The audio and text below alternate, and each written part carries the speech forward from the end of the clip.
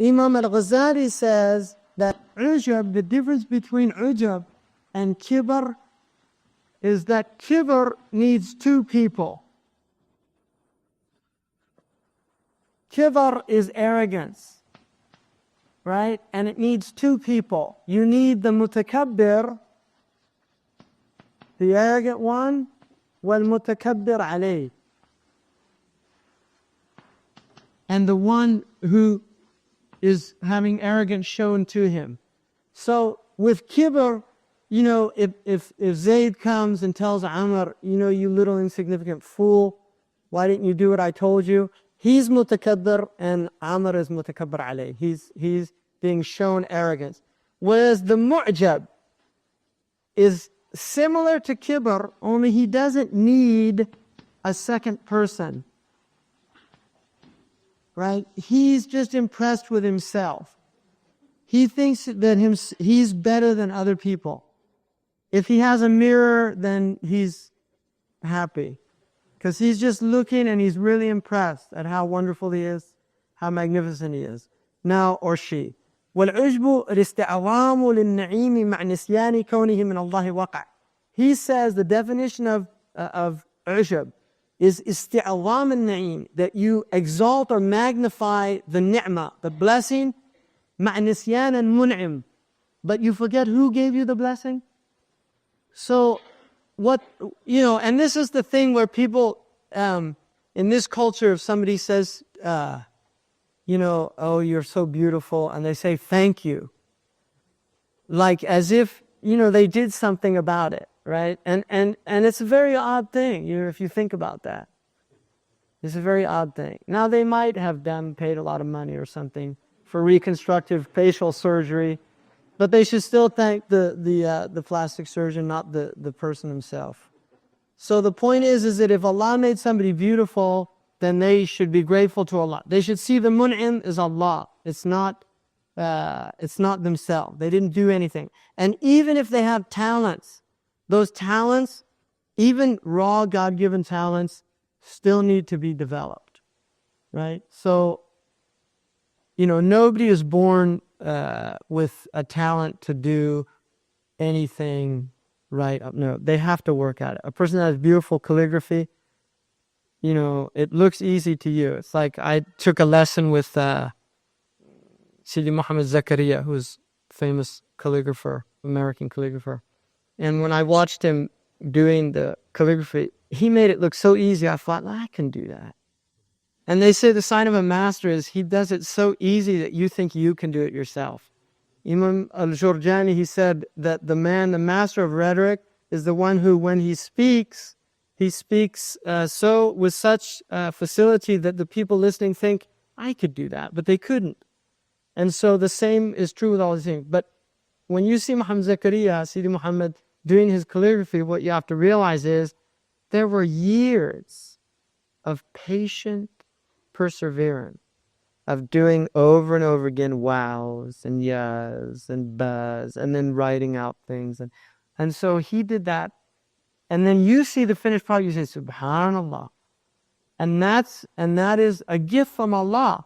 If he starts thinking, look at all my accomplishments, which he wouldn't, he's a very humble man. But if somebody who was given a gift like that, he says, oh, I work so hard and I've done this all by myself. And there's many people all over the world that do this, right? That think that it's their accomplishment. I got myself by pulling myself up by the bootstraps.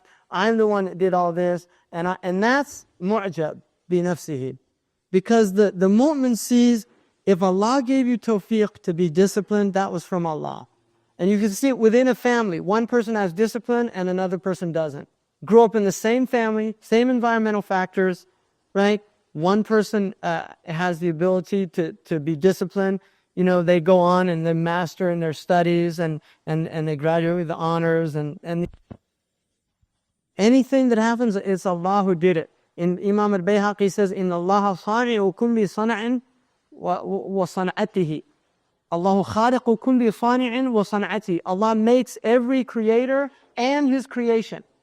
So Allah is the maker of the airplane. Allah is the maker of the automobile. Allah is the maker of the computer. All these things. Allah created the one who produced it, and what He produced, Allah.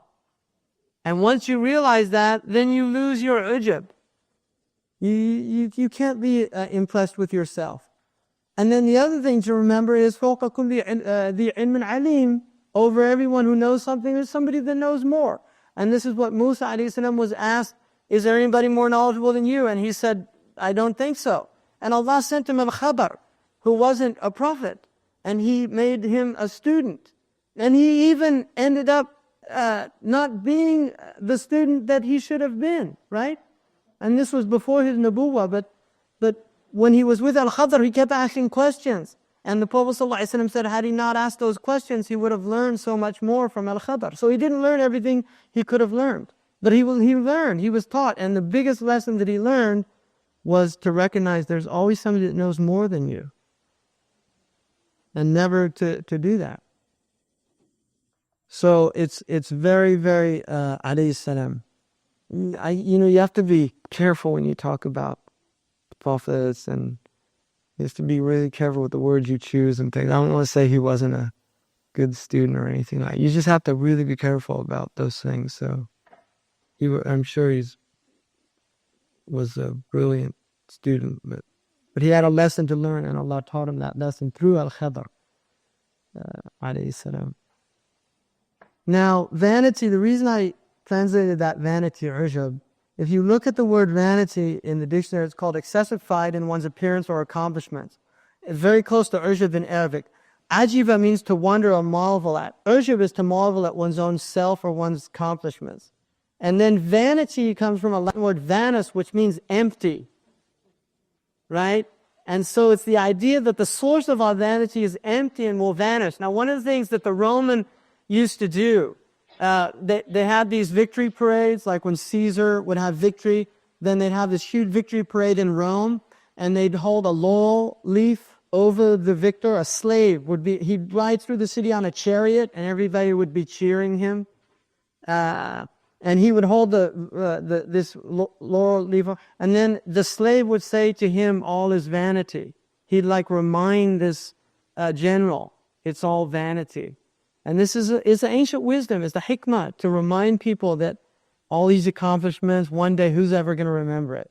It's like, Charles Lindbergh, when he flew over, they had a huge parade for him in New York City. Within 10 years, he was a criminal by the American government because he's a Nazi sympathizer, right? So the hero, there's a great story of, I can't remember his name. He wrote Secret Life of Walter Mitty, James Thurber. It's called The Hero That Shouldn't Have Been, or something like that. And it's about this guy who who saves this child, and all the newspaper reporters come and they want to make him a hero. And it turns out he's this really bad guy. He just wants to make money out of this thing. He did a good thing. So he realized he's not a good hero for the people. So as he's looking out the window, seeing all the crowds applauding and things, one of the reporters pushes him out the window. So the point is, right, is that there's always going to be this other side to things. No matter how much good a person does, there's always going to be people that are detractors, or it's just a vain thing. Like now the Yankees went through New York and they had these huge ticker tape parades and celebrating the greatest team that ever lived as the Titanic's going down, right? New York City's just complete disaster, morally, socially, ethically, everything. But we've got the best baseball team in the world. That's ujab, right? That is complete mu'jab. New York is mu'jaba bi nafsiha, right? And it's really a bad situation when people get into that state. So he says, وَالْعَزْيَ أَن تَخْلُقَ نَفْعًا أَوْ ضَرَرًا فَهُوَ مِنَ الْجَهْرِ بِالْأَمْرَيْنِ صَدَرًا. And then he says, also knowing that as a result of your impotence, you can neither create any benefit nor produce any harm. Your ajiz. Indeed, vanity originates from nothing other than one's ignorance of these two matters, that He, Allah, is the fashioner and giver of blessings alone, and you're incapable of doing anything.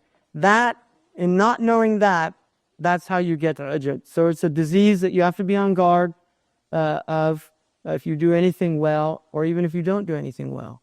Right? You have to be on guard of being mu'jab. Or more so for women than men, but people that Allah has given outward beauty, physical beauty, getting vain about that, having vanity about how one looks. I mean, men are susceptible to that as well, right? Certainly. But for women, it's also a very dangerous thing to fall into.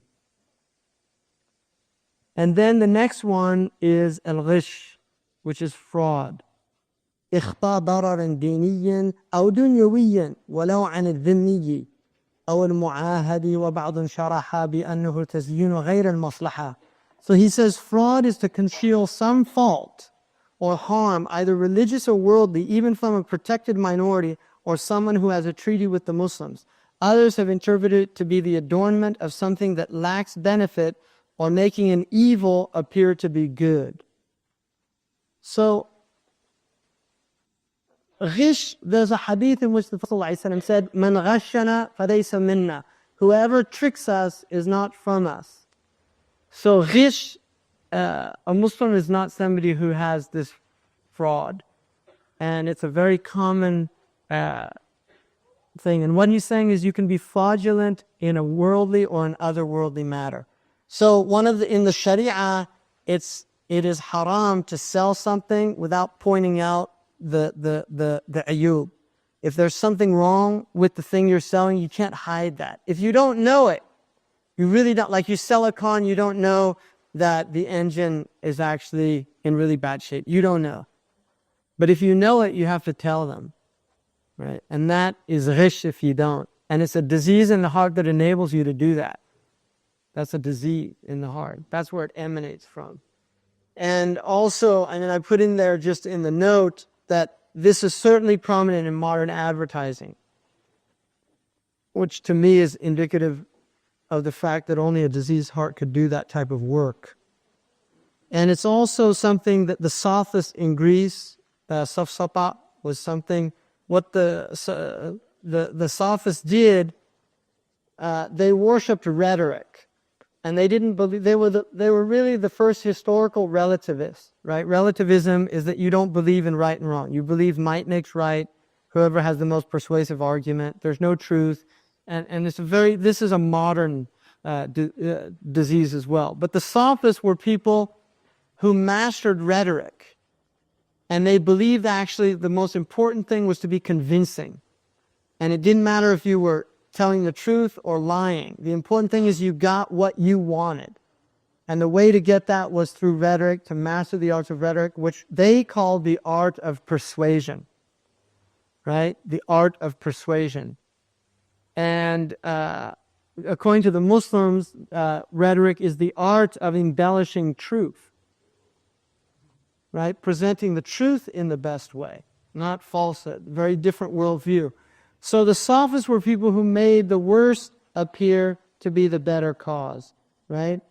And they believed, and they actually said, men are either wolves or sheep. You're either a smart wolf or a dumb sheep. If you're a smart wolf, you eat the dumb sheep. And this is very common in modern corporate American culture, right? Is that the competition, you just do whatever you can.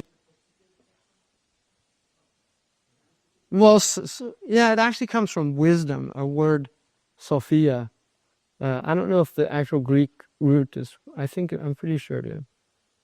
Sophists were people that thought they were wise, clever, sophisticated, same thing, yeah.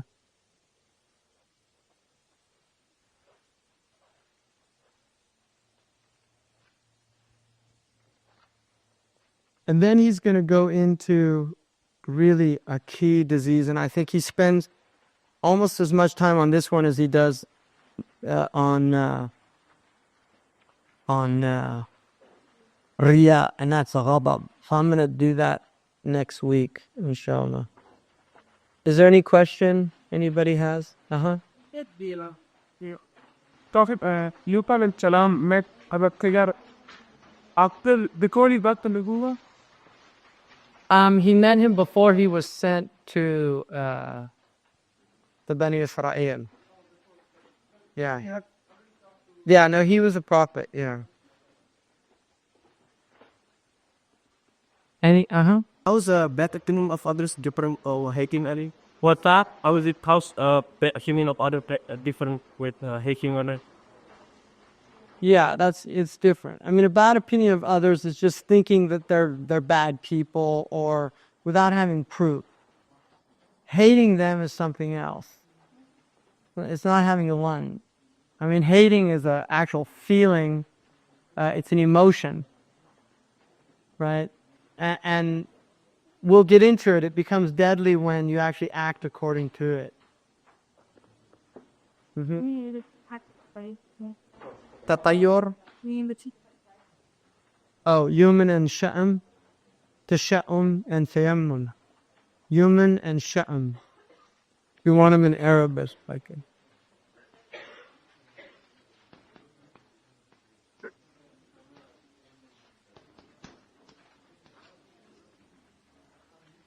Anything else? Porcelain of the easy, the soap manners, or being able of any Lami Nico. Listen, and 80. We, but 80 pay, yeah. Pay ya, he walk, or be around والعجب الاستعظام للنعيم مع نسيان كونهم من الله وقع. Uh-huh.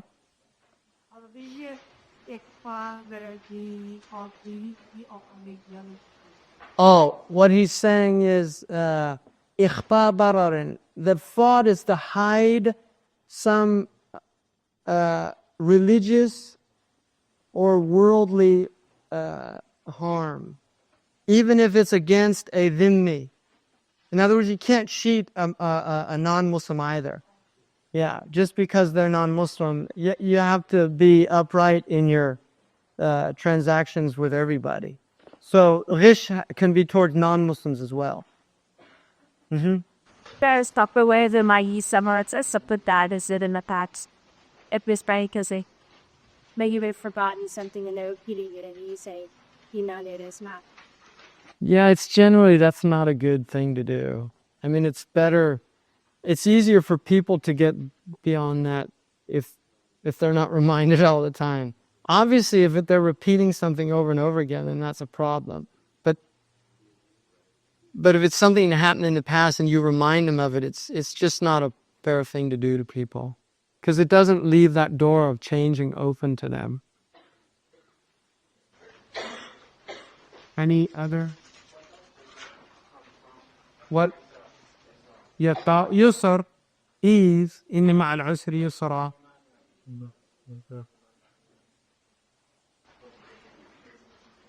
Well, it's probably related to, because asri is another one, usr. And yusr, it might be like, sometimes it's from the abad. The Arabs will name a thing by its opposite in order as a tafa'ul. Like they call mahlaka mafaza.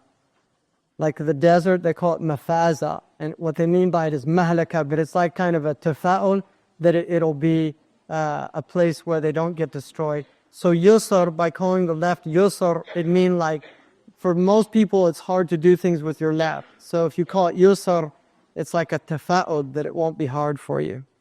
Allahu a'lam. I mean, that's very common in the Arabic language to do that.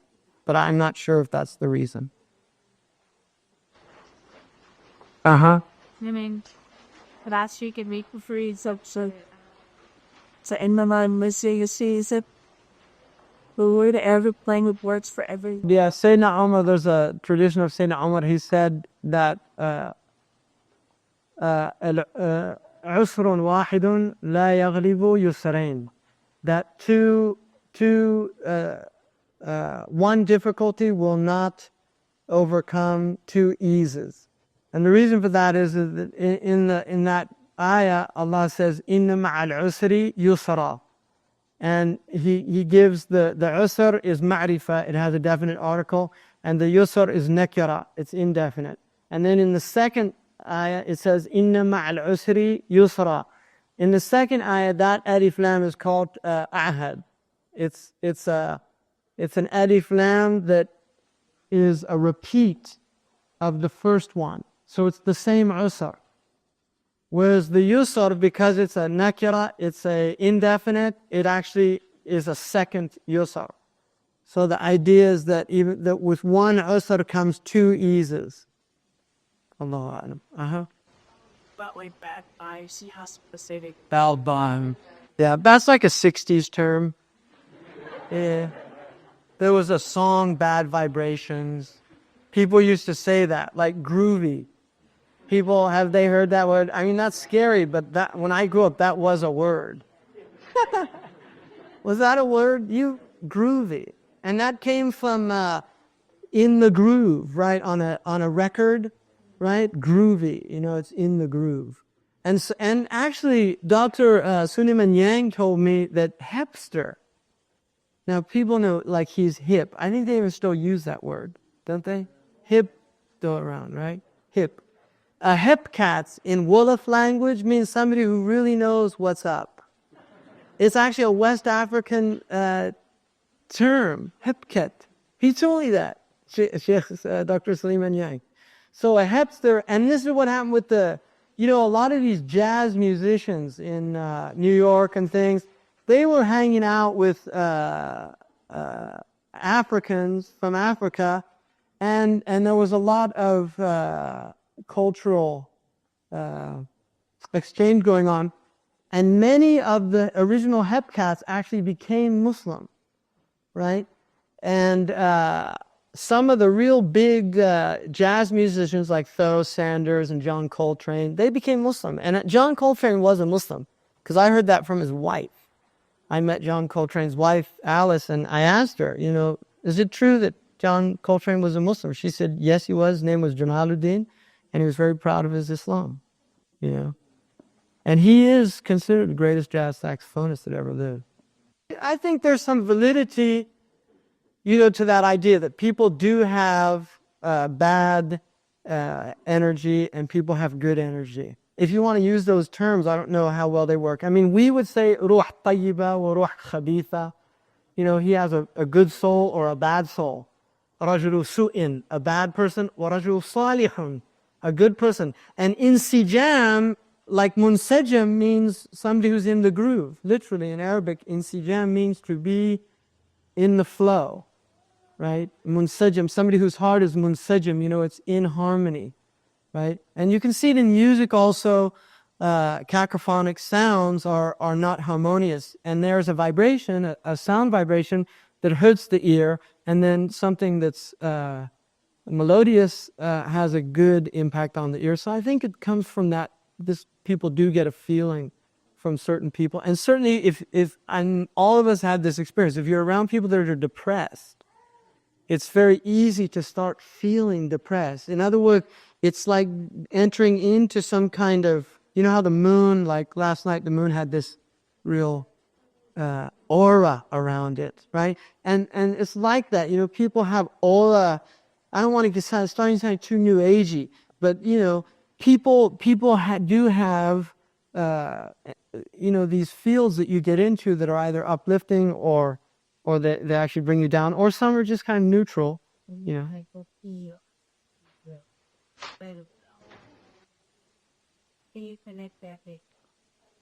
Again, yeah, I would think that if you don't feel comfortable with a person, you should not consider, to say I don't feel comfortable around that person is not the same as saying it's a bad person. Because I had one of my teachers, Shaykh Hamid, told me once when he was a student, he said there was a man who really liked him, a student there, and he was always with him, and he didn't like him. He just didn't like him.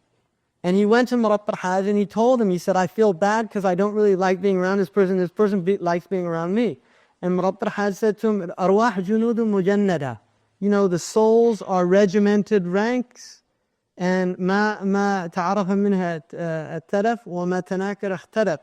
The souls, some souls don't feel harmonious around each other. And it doesn't mean that they're bad or something like that. It's just some people you might not feel a connection to, and other people you feel an immediate connection to. And some of the ulama say it had to do with the worldly existence of the arwah, the closer arwah were to you on that day of the mashhad, the more affinity you'll feel towards them. And the further away they were from you, the more distant you'll feel towards them. So there are people you meet and it's like instantaneously you feel like you've known them all your life. Like I had that feeling with Shaykh Abdullah al-Qadi. When I first met him, it was just like it's like I knew that person all my life. And I think he felt the same way. So there's certain people you'll have an instantaneous connection with and other people you won't. And then some people it develops over time. And there's wisdom in all of those things. One is where you have a bad opinion of somebody without having any proof. Distrusting people is not one. In other words, as a general principle, you are distrustful of people. The ulama say it's wisdom in bad times. It's wisdom to be on your guard. Don't become paranoid, right? I mean, it's just not to become paranoid, right? You hear what he said? You see how he looked at him? You don't want to do that. That's a psychological condition to be avoided. Seriously. One day that is not going to